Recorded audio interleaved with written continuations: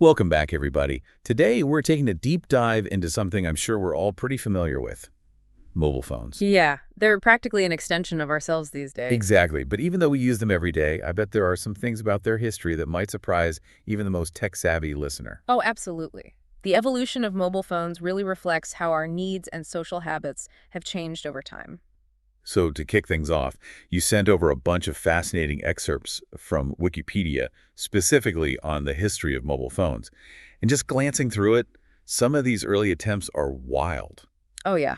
Some are pretty out there. Like, did you know about this wireless telephone fraud case from way back in 1908? Professor Jean and his amazing claims, right?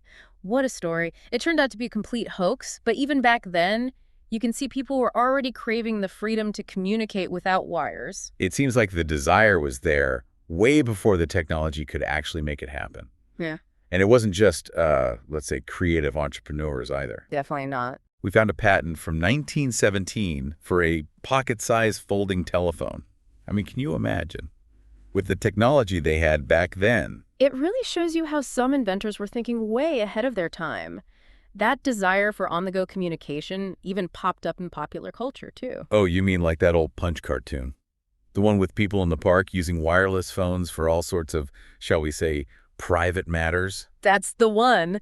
And who could forget Dick Tracy's wrist radio? Back then, it was pure science fiction, but now it practically predicted our obsession with wearable tech. It's amazing how those early imaginings foreshadowed so much of what we take for granted today. Absolutely. And it wasn't all just fiction and fantasy either. In the 1920s, Germany had actual working phones on trains. On trains? Yep. People were already thinking about staying connected even while traveling. So even though those early attempts were a bit rough around the edges, to put it mildly, it seems like the idea of mobile phones had been brewing for quite a while. Oh, for sure. The seeds were definitely planted. And that brings us to what we could call the cellular revolution, which really took off with a bold idea from Bell Labs in 1947. Bell Labs. They were behind some pretty groundbreaking stuff. What was their big idea? Well, they proposed this system using hexagonal cells to blanket a region with coverage. Hexagonal cells. That sounds familiar somehow. Well, it should. It's literally the foundation of how our mobile networks still work today. Wow, I never realized that. Back then, though, it was a totally revolutionary concept. They envisioned seamless wireless communication, which is mind-blowing at the time. Okay, I can see how that's a huge leap forward, but I'm guessing it wasn't all smooth sailing from there, was it? Oh, definitely not.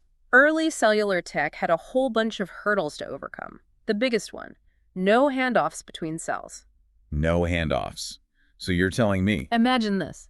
You're happily chatting away, and suddenly the call drops because you crossed some invisible line into another cell's coverage area. Ugh, that would be so annoying. So how did they even solve that problem? Well, it took quite a bit of time and a ton of innovation. Before they figured out smooth handoffs, there were some truly bizarre attempts at mobile phones. Bizarre how? Give me an example. Well, take the Swedish MTA system from 1956. It was completely automated, which was a huge GE step forward. But get this.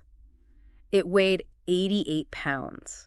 88 pounds. That's like a mobile phone boost, not a phone. Exactly. Not exactly something you could slip into your pocket. But then, a pivotal moment.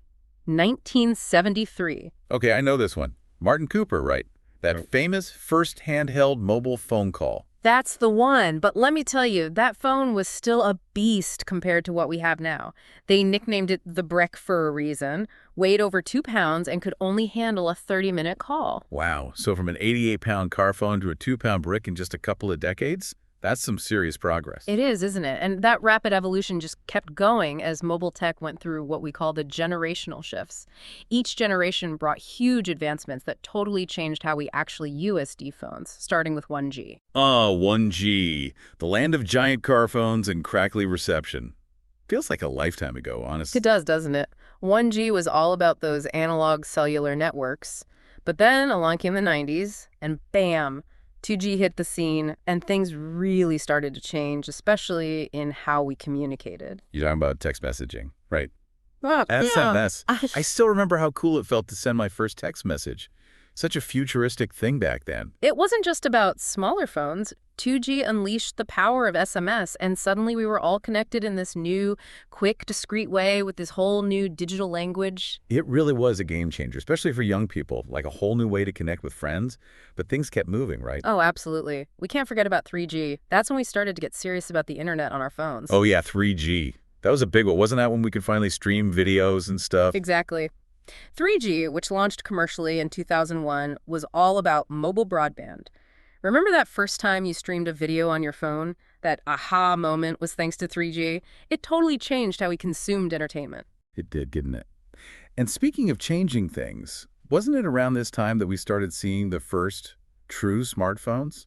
I mean, I guess those early models were still pretty chunky compared to what we have today. Well, some of them were, for sure, but even back then, there were hints of what was to come. Remember we talked about the IBM Simon from 1993? Oh yeah, the Simon. Touchscreen, apps, even a primitive form of predictive text? It was seriously ahead of its time. It's crazy to think how those early innovations laid the groundwork for the smartphones we can't live without today. It's quite a story, and it definitely doesn't end there. Right. We've got a lot more ground to cover. Yeah.